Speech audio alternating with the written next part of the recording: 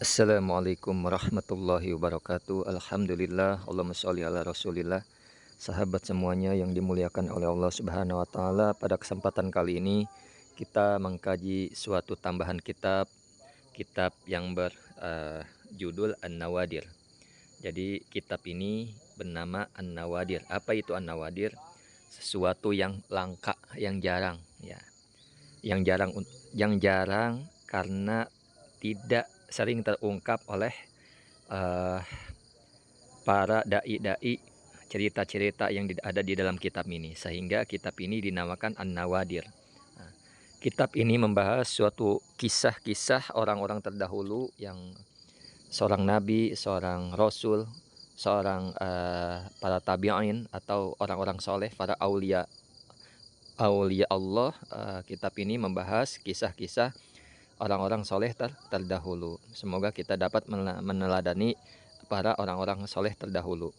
Nah, berisi tentang sesuatu yang mengherankan, menakjubkan, suatu keadaan di mana mereka alami atas izin Allah Subhanahu wa taala.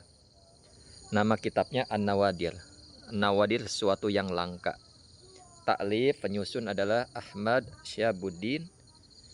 Namanya Ahmad Syihabuddin ya. Jadi lakopnya Syihabuddin Ibnu Salamah Al-Qalyubi Al-Misri, orang Mesir. Al-Mutawaffa as-sanah 1069 Hijriyah. Karena kisah-kisah, kita membahas langsung saja ke kisah yang pertama. Bismillahirrahmanirrahim. Qala al-musannifu wasyari'u rahimahullahu ta'ala wa nafa'na bihi wa bi'ulumihi fi darini amin. Kisah yang pertama membahas tentang, pada kitab ini, Al-Hikayatul Ula. Hikayat yang pertama, cerita yang pertama, fi fadlil basmalah, di dalam keutamaan bismillah. Kitab ini mengisahkan keutamaan bismillah. Bismillah yang dialami oleh seorang perempuan yang soleh. Nah, jadi orang perempuan yang soleh kita bacakan, anna imrotan, sungguh ada seorang perempuan, kanat laha jauzun munafikun, adalah baginya perempuan zauzun munafikun, suami yang munafik. Jadi seorang istri ini dia sangat solehah, hanya saja dia tidak beruntung mendapat suami yang bejat akhlaknya, yang sering maksiat, yang munafik istilahnya. Wa kanat taqulu ala kulli syai'in min qaulin aw fi'lin bismillah. Wa kanat, dan senantiasa atau adalah, takulu berkata siapa perempuan, ala kulli syai'in, perempuan yang soleh maksudnya istri yang soleh, ala kulli syai'in atas tiap sesuatu, min qaulin wa au fi'lin, dari perkataan maupun perbuatannya bismillah. Hanya saja perempuan yang solehah ini selalu mengawali setiap perbuatan dan ucapannya selalu mengucapkan lafaz bismillah. Nah, jadi kelebihan dia itu, apapun yang dikerjakan pasti mengucapkan bismillah. Nah, selanjutnya, faqala zaujuha, maka berkata suaminya. Nah, sang suami karena sering seorang maksiat, ia merasa jengkel, merasa tidak nyaman atas istrinya yang soleha tersebut selalu mengucapkan bismillah atas setiap keadaan. Nah, apa kata suaminya? La'af alanna ma ukhjiluha, sungguh aku akan berbuat sungguh pada perkara ukhjiluha, yang membuat malu siapa aku kepadamu bihi, dengan ma. Kata suaminya, sungguh aku akan membuat malu diahnya ke istri perempuan yang solehah tersebut.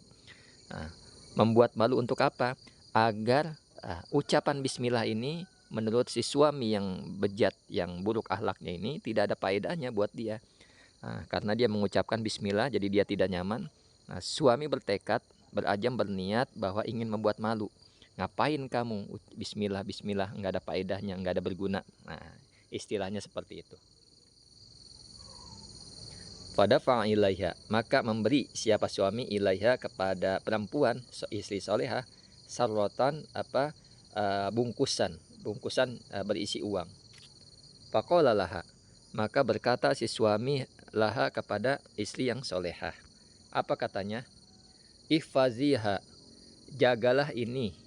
Jagalah ini hai istriku pada bungkusan. Jadi bungkusan berisi uang itu suami memerintahkan kepada istrinya tolong dijaga.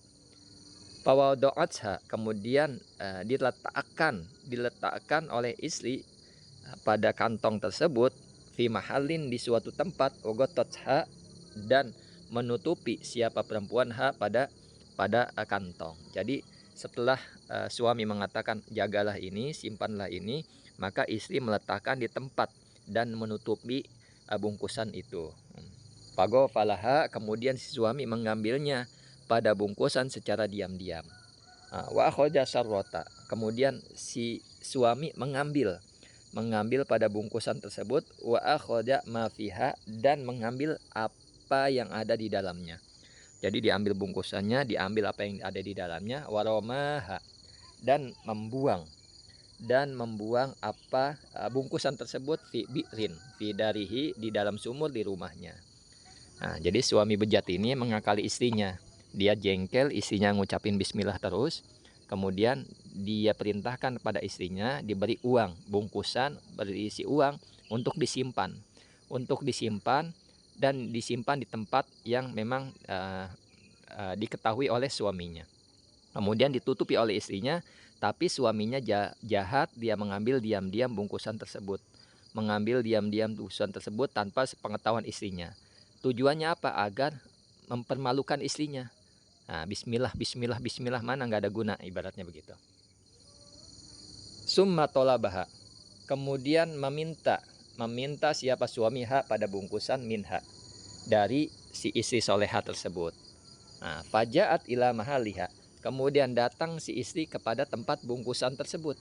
Nah, waqalat, maka istri mengatakan, karena siswa istrinya yang solehah ini tidak luput dari bismillah, selalu bismillah, bismillah, maka tatkala mengambil ke dalam bungkusan tersebut, tempat bungkusannya maksudnya, yang sudah bungkusan tersebut diambil oleh suaminya dan dibuang ke sumur, maka si istri ambil dengan mengucapkan bismillah.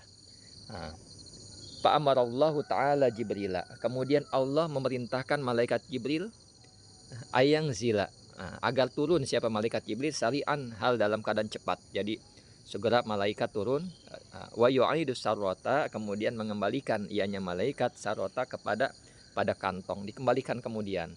Jadi dijadikan seperti semula yang pada waktu isinya menyimpannya. Ila makaniha, ke tempatnya kantong tersebut. Fawado'at, maka meletakkan yadaha, meletakkan tangan istri. Si istri meletakkan yadaha pada tangannya, litakhudaha, untuk mengambil siapa istri kepada kantong. Jadi istrinya mengambil kantong tersebut. Fawajadat maka menemukan siapa istri kepada kantong, padahal udah dibuang.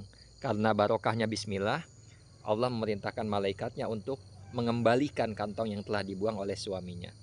Nah, si istri mendapati kantong tersebut kama wado'atha, sebagaimana ia meletakkannya. Jadi nggak ada yang berubah sedikit pun. Fata'ajaba jaujuha, maka si suami merasa kagum, merasa heran, merasa terheran-heran dengan kejadian ini. Padahal sesungguhnya dia telah membuang bungkusan tersebut ke dalam sumur.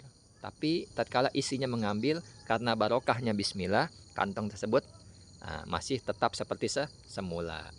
Wataba ilallahi ta'ala, maka si suami bertobat kepada Allah subhanahu wa ta'ala. Ini hikayat pertama tentang keutamaan bismillah. Semoga kita selalu mengamalkan, selalu gerak-gerik kita, setiap gerakan kita, perkataan kita selalu mengucapkan, diawali dengan kalimat bismillah, agar keberkahan selalu menyertai kita. Amin ya rabbal alamin.